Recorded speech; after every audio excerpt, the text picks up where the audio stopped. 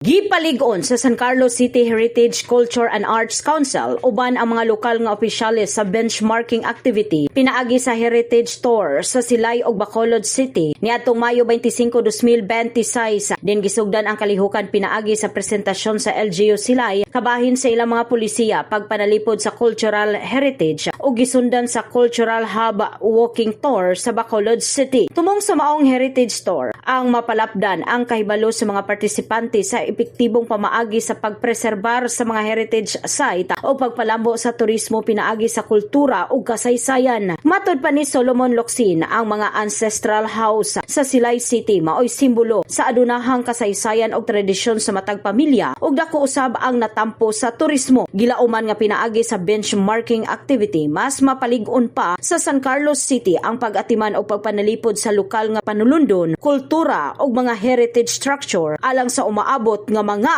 henerasyon. In the heart of changing lives, kini si Brigada Dixin Binihagan sa 89.3 Brigada News FM San Carlos, the Musica News Authority.